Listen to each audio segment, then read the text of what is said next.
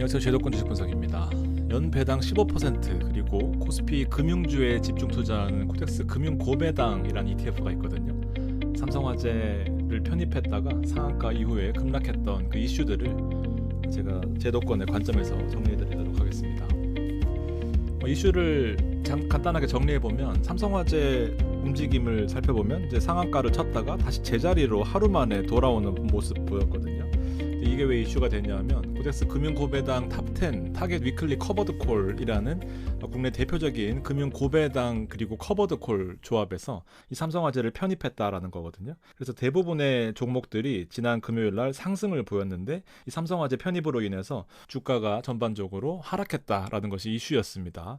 큰 틀에서는 이슈가 안 될 수도 있겠지만 이 주가가 빠진 것에 대해서는 투자하고 계신 분들 그리고 다른 종목들이 상승했다라는 측면에서 보면은 좀 아쉬울 수 있는 측면이었습니다. 제가 이 상품은 사실 5월 달부터 추천을 드렸습니다. 어떻게 추천을 드렸냐면은 대표적으로 이 코미액 441640과 그리고 국내의 코스피 그리고 고배당 그리고 분리과세 상법 개정 여러 가지 이슈 때문에 코스피를 간과하기에는 너무나 큰 이슈였고 시대의 흐름의 중요한 변곡점이었기 때문에 442 시스템으로 리츠와 금을 섞거나 아니면 이 금고탑이라고 불리거든요. 이제 금고탑을 섞거나 코미액을 기본적으로 섞어간다라고 하면은 배당을 약 8% 정도로 추구하면서 시장의 상승까지도 같이 가져갈 수 있는 좋은 포트폴리오다라고 소개를 시켜드렸습니다. 내용 자체는 이렇게 절세 계좌와 해외 콤비를 바탕으로 소개를 시켜드렸고요. 아시다시피 코미액 441640 같은 경우에는 성장과 배당을 동시에 가져가는 컨셉으로 우리가 잘 투자를 하고 있으실 것 같고요. 그리고 6월 달에 제가 코미액을 설명드렸을 때 시가총액이 4천억이었네요. 그런데 이게 지금 1조가 넘어간 거고 배당도 꾸준하게 나오고 있는 대표적인 해외 지수형 커버드 콜 중에 하나인 거죠. 반대로 국내 중심으로 한 타겟 커버드 콜 같은 경우에는 498, 410 코드를 쓰고 있습니다. 상품에 대해서 대략적으로 설명을 드리자면은 스파이와 498, 410을 비교해 놓으면 연 환산 수익률이 스파이와는 비교도 안 될 만큼 폭발적인 성장세에 놓여 있었던 것이 바로 이 당시에 금고탑이었습니다. 이때 왜 주목해야 되냐면은 코스피와 비교해서도 사실 이 시장의 트렌드, 주도주라는 측면에서 보면 이 금고탑의 위험이 대단했다라는 거죠. 그리고 보시다시피 분배금 자체도요, 앞자리가 세 자리입니다. 상대적으로 메리트가 있었던 종목이었고요. 이 당시에 6월 27일 날 시가총액은 3천억이었네요. 지금은 5천억을 넘어섰고 7천억까지 올라갔습니다. 그러니까 상당히 상품성이 좀 좋은 상품 중에 하나였고요. 이제 이게 이슈가 됐던 것들 정리하기 전에 이 금융주가 지금 코스피의 트렌드가 되고 있는 것들은 사실 이유가 몇 가지가 있겠지만 대표적으로 이 금융주의 약점 중에 하나가 지금 극복되는 과정에 있다라고 보실 수 있습니다. 대표적으로 우리나라의 금융주주들 보면은 이 PBR 지수가 그러니까 실제로 이 주가가 이 순자산 가치, 장부 가격보다도 못하다라는 거거든요. 지금 이 보라색의 이 라인은요 0.67배거든요. 그러니까 내 자산 가치는 1원인데요. 0.67밖에 시장에서 평가를 못 받고 있다라는 거죠. 신한이나 하나도 별반 다르지 않습니다. 그러나 우리나라의 대표적인 반도체 빅테크들도 마찬가지로 2배, 0.8배니까 이거는 그 당시보다 훨씬 더 많이 올라왔고요. 미국에서 JP 모간이 지금 사상 최고치를 기록하고 있는데 아무리 못해도 한 배를 넘어가고 있는 그런 상황이다 보니까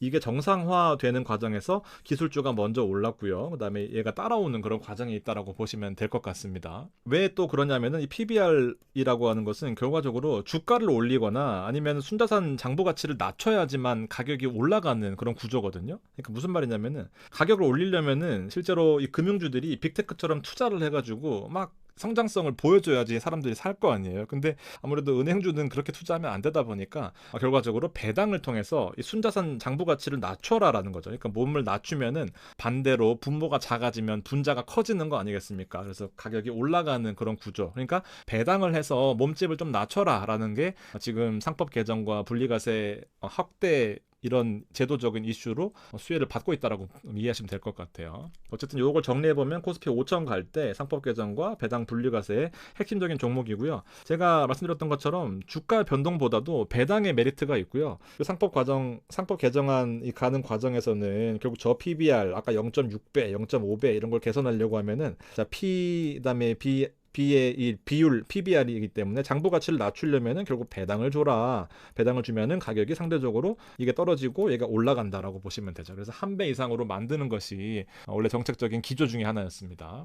뭐 내용 되게 괜찮죠. 그리고 강남에서 자산가들이 이게 상장하자마자 3천억이나 모았거든요. 근데 그 이슈 중에 하나가 제 전문 분야의 하나인 이 커버드 콜이었습니다. 커버드 콜을 투자할 수밖에 없는 이유가 결국 국내 코스피 옵션에 투자하는 이 프리미엄 을 바탕으로 배당을 줄 경우에는 배당이 비과세거든요. 그러니까 약 15% 정도의 배당 혹은 154원 정도의 배당 중에서 코스피의 평균적인 이 배당 수익률이 한 2% 내외 정도 되거든요. 그러면은 2%만 주식의 배당으로 과세가 되고 나머지 13% 혹은 대부분의 옵션 프리미엄이 비과세 되다 보니까 금융소득 종합과세자 혹은 세금이 신경 쓰이시는 분들 혹은 뭐 은퇴자 건보료 신경 쓰이시는 분들한테 애초에 과표에 잡히지 않음으로써 여러 가지 혜택이 있기 때문에 반드시 자산가들한테는 필수 불가결한 필요할 수밖에 없는 그런 종목이 될 수밖에 없다라는 거죠. 자, 여기까지 상품에 대한 이제 내용들 대략적으로 들어보시면 조건이 괜찮구나라고 생각하실 수 있는데 이제 이게 이슈가 됐던 이유는 삼성화재의 편입 때문이었습니다. 삼성화재를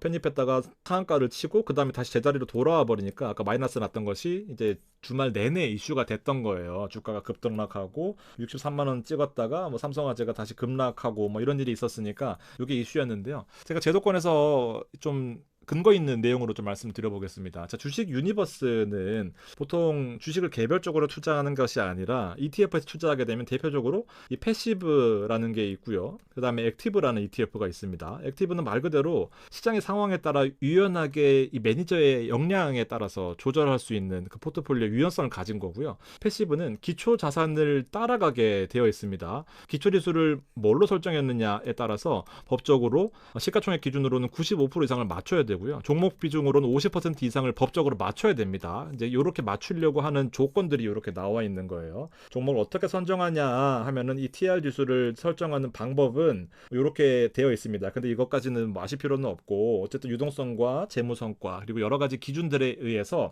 이 조건에 들어왔다 그러면은 정기 리밸런싱, 정기 지수 편입일 뭐 이런 정해진 날짜들이 있는데 그때 사고 팔고를 해야 되는 거죠. 자, 이게 제가 6월 달에 가져온 거거든요. 이게 6월 달에 설명드리면서 요 금고탑이라고 하는 498, 410의 포트폴리오가 마침 제가 가지고 있었어요. 되게 사실 정확한 팩트가 될 것 같습니다. 6월 27일인 것 같습니다. 보면은 KB, 하나, 신한 이렇게 들어가 있고요. 문제의 삼성 화재는 여기에 들어가 있지 않아요. 그러니까 이때는 조건을 충족하지 못했고요. 여기 12번부터 15번까지 나와 있는 것이 우리가 뭐 대략적으로 멀리서나마 이해하고 있는 그 커버드 콜에 들어가는 옵션의 매도입니다. 그러니까 이때 보면은 코스피 지수 자체가 395에 팔거나 뭐 이렇게 미리 팔아놓는 계약을 함으로써 프리미엄을 받는 거죠. 이렇게 살펴보시면 될 것 같고 이 당시는 삼성화재가 없었다라는 거예요. 숨 좀 쉬고 정리를 한번 해보겠습니다. 리밸런싱 과정에서 삼성화재가 들어오면서 이슈가 생겼던 건데 국내 시장에 어떻게 보면 또 취약한 부분을 노출한 거이기도 한데 프로세스적으로는 어떤지를 한번 살펴볼 필요가 있어요. 리밸런싱 하는 과정에서 이슈가 있었던 거고 패시브는 말씀드렸던 것처럼 어떤 기초지수의 조건들을 정해놓고 이 조건들을 부합했을 경우에 리밸런싱 날짜에 맞춰서 편입을 하게 되는 건데요. 제가 경험적인 부분에서 한번 설명을 드리면 저는 해외 파생 상품부에 있었습니다. 이때 어떤 이슈가 있냐면은 새벽 5시에 장이 종료한단 말이에요. 썸머타임 기준으로. 그러면은 4시 59분부터 장이 이렇게 움직이다가 이렇게 움직여요. 미친듯이 움직입니다. 이게 무슨 말이냐면은 보통 ETF 패시브들은 장 종료 직전에 매수를 합니다. 매도를 해요. 시장이 열려있을 때 매수 매도를 하게 되면은 이렇게 오르거나 이렇게 떨어지거나 장중에 영향을 주기 때문에 보통 MOC, 마켓 온 클로즈라고 해서 종가 시점에 주문을 한단 말이에요. 국내도 다르지 않습니다. 3시 20분에 이렇게 매매를 하는 것이 일반적이에요. 그리고 두 번째는 결과론적으로는 사후평가 이슈라고 생각을 합니다. 이게 제가 뭐 분명히 잘못된 건 잘못된 것이라고 얘기를 하겠지만 기사를 보시면요. 난감, 무슨 일이 뭐 수급 불균형 이런 거예요. 그러니까 무슨 말이냐면 법적인 제도를 위반했다라고 하면은 이게 분명히 가만히 있지는 않았을 거거든요. 이게 사실은 리밸런싱은 자동적으로 알아서 하는 것이 아니라 사람들이 운용을 하는 입장에서 실제로 매도를 해야 된단 말이에요. 근데 잘 됐으면 만약에 삼성화재가 그 다음날 떡상을 또 했다. 그러면은 아주 ETF 잘했다. 라는 나올 거고요. 떡 하락을 했다. 떡락을 했다. 그러면은 이게 지금처럼 이제 이슈가 되는 거거든요. 요 두 개 사후평가 이슈가 될 것 같습니다. 이게 사실 우리나라만 있었던 일은 아니고요.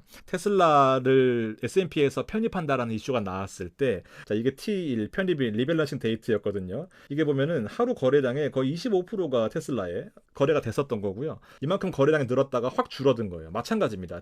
그러니까 상장하기 전날에 테슬라 역시도 이렇게 된 거예요. 그러니까 전 세계 공통적인 이슈인 건데 이제 우리나라 이슈가 상당히 좀 커진 문제인 거고 결과적으로 사후평가 이슈라고 봅니다. 엔비디아도 마찬가지였어요. 그래서 법적인 이슈는 아닐 것이다라는 것이 여기에 나와 있고 우리가 일반적으로 생각하기에는 그러면 좀 나눠서 사든가 뭐 이런 얘기가 되잖아요. 근데 이게 보면 이렇게 할 수가 없는 게 자동적으로 하는 게 아니라 사람이 한다라고 말씀드렸잖아요. 근데 오늘 좀 비싼가? 아니면 이게 사면 올라갈 것 같은데 뭐 떨어질 것 같은데 이렇게 생각하는 순간 아니면 좀 기다렸다가 살까? 내일 살까? 뭐 하는 순간에 이게 결국 ETF의 어떤 패시브가 아니라 결국 트레이딩의 영역으로 가는 거거든요. 그렇게 되면 이제 그 ETF의 어떤 정체성을 잃게 되는 거죠. 그래서 법적인 이슈는 제가 보기에는 없을 것 같은데 좀 기분이 안 좋은 거고 좀 미리 공지를 했으면 어떨까라는 생각을 하는 건데 제가 미리 공지한 내용은 찾지를 못했거든요. 그 부분에 대해서는 뭐 앞으로 제도적으로 좀 바뀌지 않을까. 미리 이제 리밸런싱 1입니다. 요새 뭐 카카오톡 이런 거 잘 되어 있으니까 변동성에 유의하세요. 이런 거 한마디 해줬으면 더 좋았을 것 같다라는 생각입니다.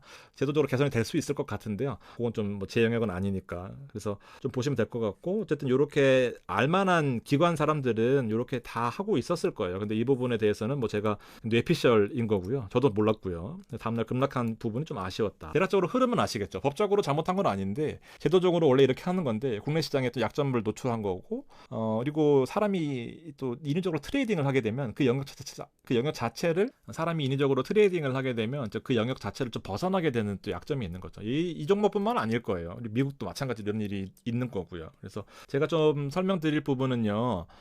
아니라면 제가 쓴 거 이렇게 정리를 해보는 거죠. ETF의 리밸런싱은 전환적인 프로세스대로 움직이고요. 지수 규칙이 정해져 있다. 그래서 종목이 바뀌면 이제 반영해야 되고 단기 수급 이런 것들이 이제 공지사항으로 나오면 좋겠어요. 물론 ETF가 뭐 1000개 넘어가니까 다 할 수는 없겠지만 사람들이 관심 있는 종목에 대해서는 좀 해줄 필요가 있지 않나 생각을 합니다. 뭐 시스템적으로 뭐 AI 활용해서 해도 될 것 같고요. 그래서 요거는 트레이딩 영역으로 가면 안 되기 때문에 미국도 마찬가지로 있는 일이다. 그래서 민원 넣으시는 분들의 심정도 이해하는데요. 뭐 기사도 보니까 민원이 뭐 발생했다라고 하는데 이렇습니다. 정리를 좀 해보겠습니다. ETF의 컨셉 자체는요. 뭐 사실 다양한 ETF의 컨셉이 있겠지만 되게 시대의 흐름을 잘 타고난 ETF라고 봅니다. 배당과 일부 시세 상승도 추구를 하면서 그리고 비과세 혜택 자체가 되게 메리트가 있다라고 보여져요. 근데 어쨌든 제가 5월 달에 이 상품을 추천하고 나서 댓글이 저한테 많이 달렸다라는 것은 저도 어느 정도의 책임이 있다라고 생각을 합니다. 그래서 뭐 대단한 건 아니지만 저 9만 명을 돌파했다라는 것도 뭐 스스로 자축하는 의미이기도 하고 감사의 의미이기도 합니다. 카페에다가 요거 사셨던 내역 본주도 괜찮고요. 그리고 커버드 콜도 괜찮습니다. 카톡 아이디하고 매수했다라는 뭐 캡처 정도 주시면은 혹시나 매도하셨다라고 하더라도 제가 뭐 얼마나 되실지 모르겠지만 선착순 100분한테 스벅 커피 따뜻한 거 보내드리도록 하겠습니다. 뭐 아이스 요청하시면 아이스 보내드릴게요. 저도 뭐 일부 책임이 있다라고 생각하고 여러분들하고 같이 뭐 아픔을 공유하고 그리고 더 좋은 ETF를 더 신중하게 골라야겠다라는 뭐 스스로의 의미도 부여하고 이렇게 좀 이벤트를 진행할 거니까요. 남겨주시면 좋겠습니다. 어느 카테고리도 상관없어요. 남겨주시면 제가 보고 확인해서 보내드리도록 하겠습니다. 고맙습니다.